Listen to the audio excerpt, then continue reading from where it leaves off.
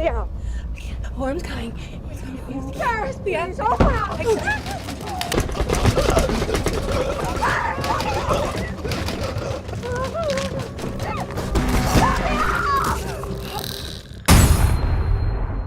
Welcome to Kermode Uncut. I want to talk about the thorny issue of prequels and sequels, specifically in relation to Alien Covenant. Now, Alien Covenant has been out in cinemas for a week, so I'm assuming that hardcore fans, people who are really eager to see it, have already seen it. So forgive me if there are any plot spoilers in this video, that's a warning. As you know, I'm a huge fan of Alien, and I'm also a huge fan of The Exorcist.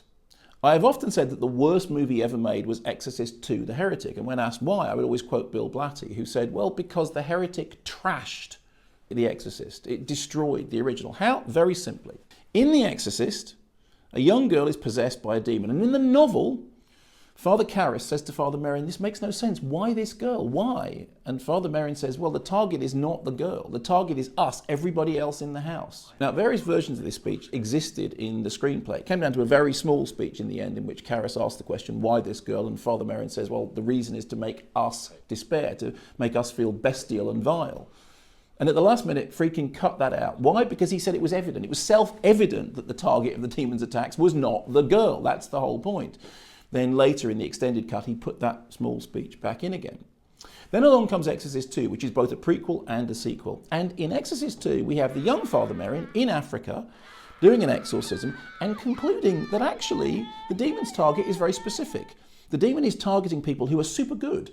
They are part of a new breed of super good people who have to be targeted by the demon Pazuzu. So, originally it's this young boy in Africa, and then it's Regan McNeil. Actually, she's part of a new super species. So the target is her, after all. It makes no sense, and it completely contradicts everything that The Exorcist is about.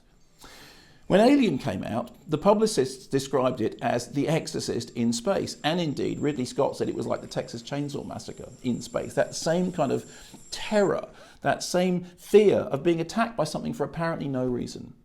Now we have a series of prequels which appear to be undoing that. First we had Prometheus, which was a lot of backstory, a lot of exposition, a lot of explanation, and a lot of people didn't like it, and I liked it more than many because I thought it did have kind of, you know, a grandiloquent scale to it. I compared it to Zardoz, a film which I think is very foolish, but, you know, at least it had ambition. Well, now in Alien Covenant, that backstory is being followed on. And increasingly, what Ridley Scott is seeming to do is to say that all these events tie up in a way which is mysterious and mystical. You remember in Alien, one of the great joys was they land on a planet, there's an alien spaceship that they've never seen, they don't know how it got there, there's a species they don't know know where they come from. All they know is that they've been attacked by a parasite. And that parasite then makes the humans its next target. Why? Well, because it's a parasite, and that's how it works. Now, what Ridley Scott is attempting to do with his writers and the production crew of the new films is to somehow put together a backstory that says, well, aliens and humans and those, you know, funny aliens that we didn't know what they were before, they are all linked in some super mystical way. There's like some plan, some backstory. Here's the point. The reason Alien was scary was it didn't have backstory. The reason Alien was scary was it was like an intersection of species, almost by accident. There is an alien, it is a parasite, it is eating its way through whichever is the next item on the menu. You start undoing that, you start giving it a reason to particularly attack humans, and it all falls apart. There have been discussions about whether or not any of the characters that we see at the moment will somehow tie up with the character of Ripley, and I really hope they don't.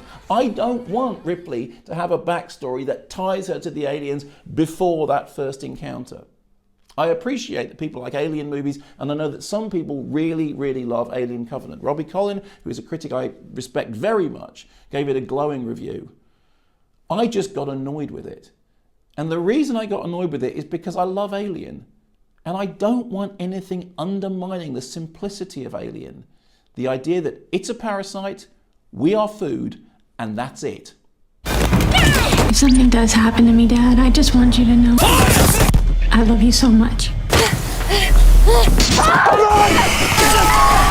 Okay, I gotta go.